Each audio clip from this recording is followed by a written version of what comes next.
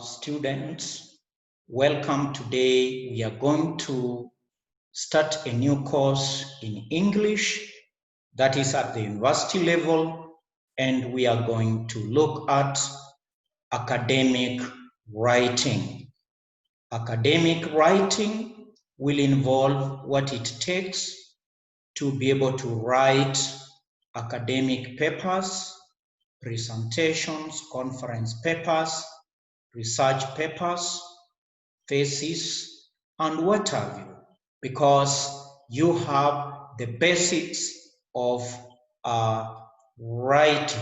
You have the basics of writing. So, our lesson number 1 will be Introduction to Process Writing.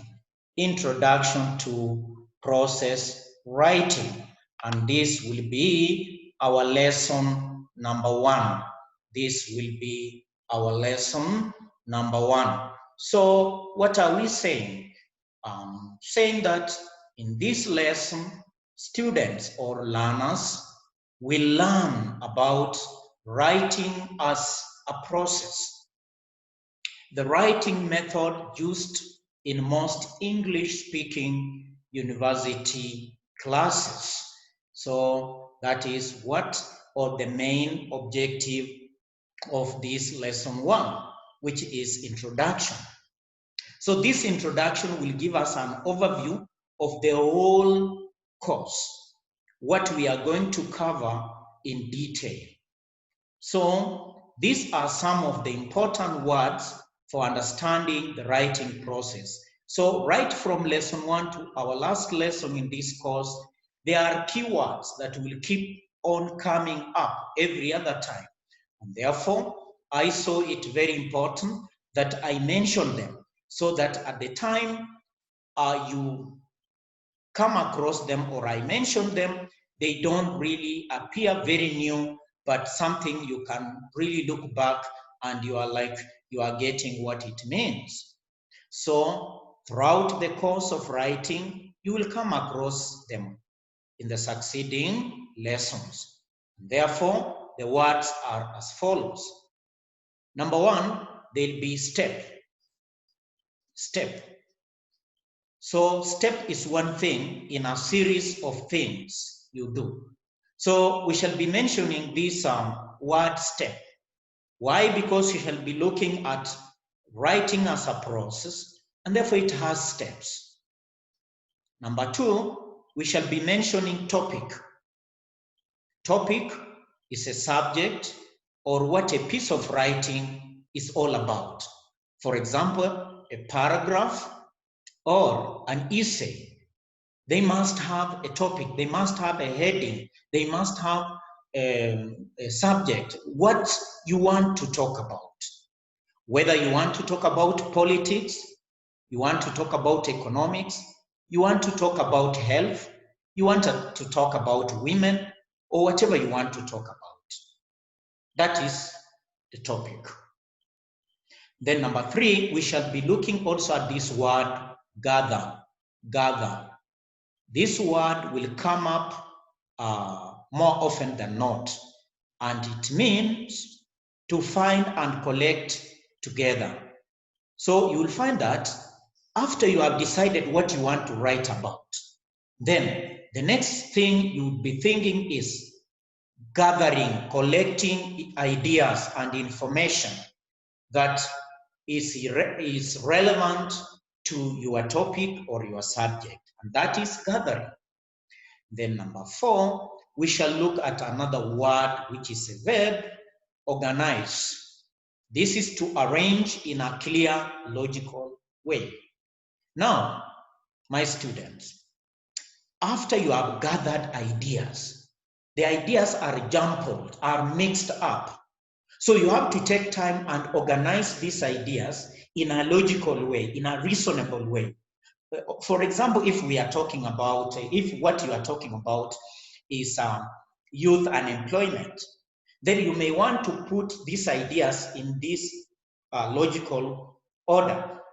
You want to put ideas that will be in introduction, ideas that will be in the causes of unemployment, ideas that will be in the effects of unemployment, and ideas that are under solution to unemployment, and lastly, ideas that will find themselves in the conclusion. So that is organizing. Then number 5, we shall be hearing about paragraph.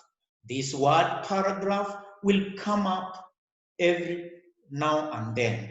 And a paragraph is a group of related sentences. So initially at this infant stage, you have to know that a paragraph is a group of related sentences, meaning sentences that are talking about one main idea. That is what brings about the relationship and the cohesiveness that we expect to see in as far as a group of sentences is concerned. Because, well, not all group of sentences can make a paragraph.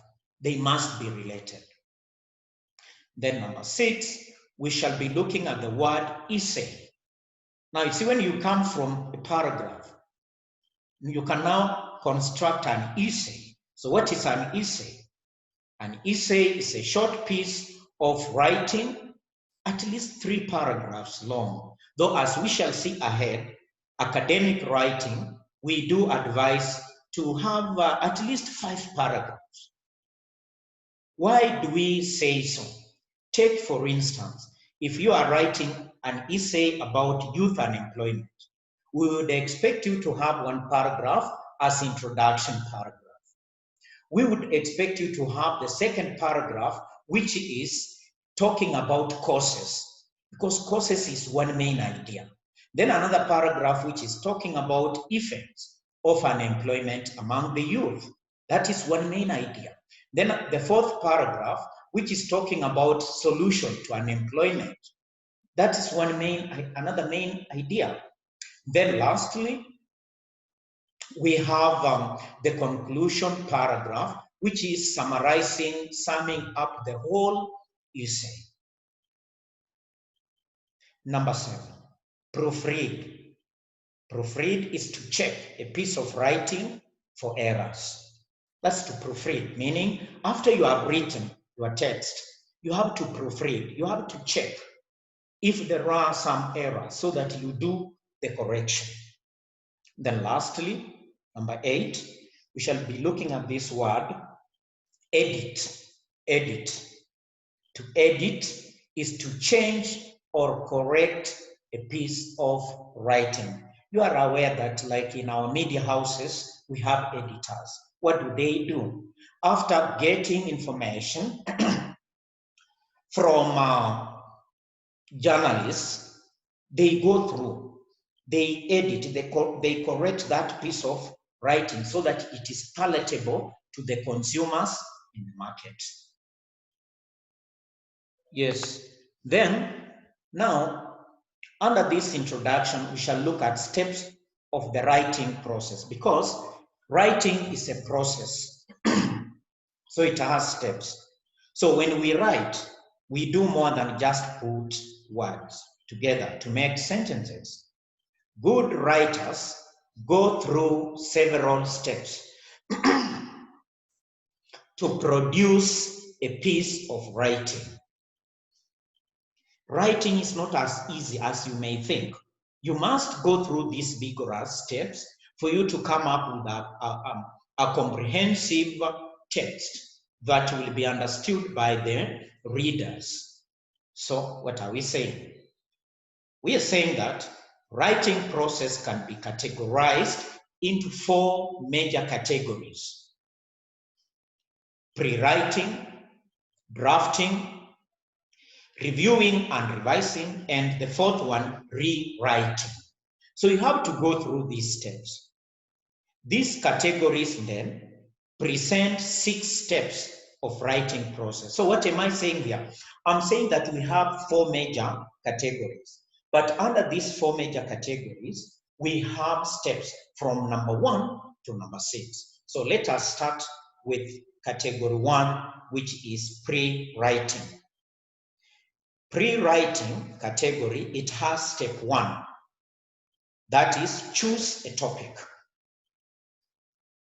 Meaning, before you write, your professor can give you a specific assignment or some ideas of what to write about. If not, you can choose your own topic yourself. You can do that. So it is very important that you come up with what to write about. That's your topic. That's your subject. Then after you have come up with what you want to write about, now step 2, gather ideas. Gather ideas. Meaning, when you have a topic, now think about what you will write about that topic. That's very important. Then, after gathering ideas, you have collected ideas, as many as you can, about the topic. What do you do next? Step 3, organize the ideas. So what do we mean by organizing ideas?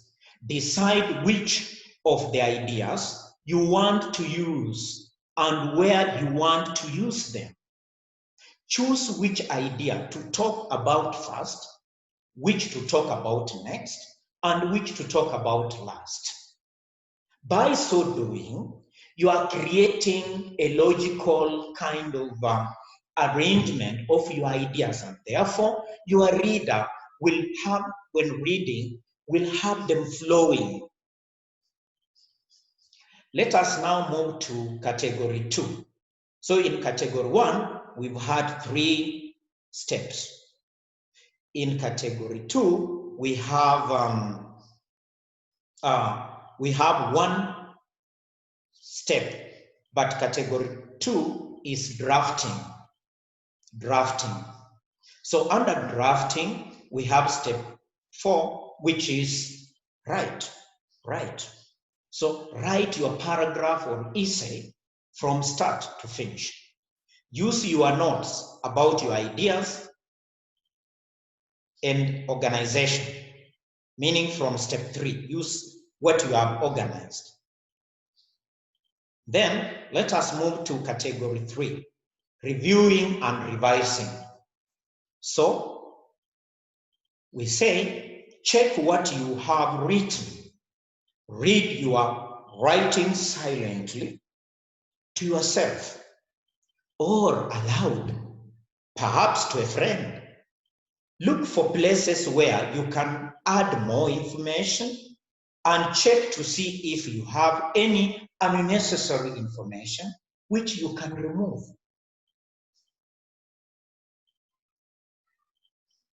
Yes, which you can remove.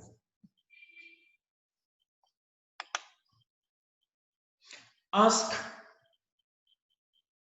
a classmate to exchange texts with. Yes. Your classmate reads your text and you read his or hers. So, getting a reader's opinion is a good way to know if your writing is clear and effective. So, learning to give opinions about other people's writing helps you to improve your own. Meaning, if you can critique, if you can give constructive comments about what somebody else has written, then it means you yourself can be able to write a good thing. That's the logic behind this. You may choose, yes, you may want, what I'm saying, you may want to do something very important. You may want to go on step 6 now and revise the structure and content of your text before you do proofreading.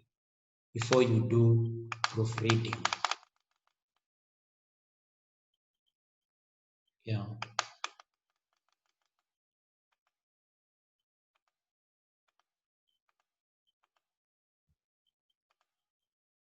Yeah, before you do proofreading. So, what I'm trying to say is that as we move forward, we have to move to category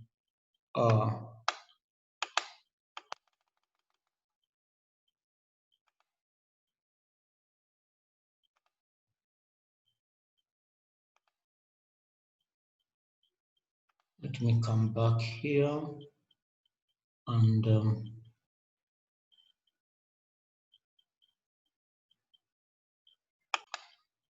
yes, so I was saying that we can move to step 6. So we go to category 4, which is rewriting.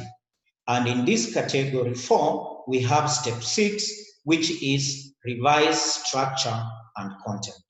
So what do we mean here? Here, we are saying that use your ideas from step 5 to rewrite your text, making improvements to the structure and content. You might need to explain something more clearly or add more details. You may even need to change your organization so that your text is more logical. Together, steps 5 and 6 can be called editing. So, what do we mean by proofreading? Proofreading is you read your text again. This time, check your spelling and grammar and think about the words you have chosen to use. Think again. That's proofreading. Then after you have done proofreading, now you make final correction, meaning you check that you have corrected the errors you discovered in step 5 and 6 and make any other changes you want to make. At this point, your text is finished and complete, meaning you have now come up with a final draft, a fine-tuned, clean, acceptable, comprehensive, presentable, palatable to the audience. That's the readers. Now, what you have written is ready. You can present it to your professor, or you can present it to your supervisor, or you can have it published. Now your piece of writing is ready for public consumption. It is ready for public consumption. And that is very, very important. As I come to the end of this lesson, I want to thank students who had time to attend this online class. Just because of the COVID-19, it has been not easy that we can have physical kind of lectures where we can interact physically. But also here, you can present your observation, your comments, your questions through Google Class.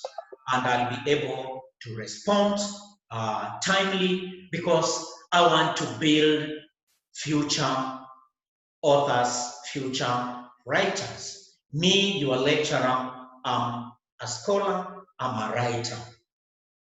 I have published 4 research papers. I have published 1 textbook. My textbook, if you go to Amazon, you will get my textbook. It is titled Challenges of NGOs in Contributing to Economic Development of Third World Countries. That's my textbook. So I was taught like you. I was encouraged. I was directed.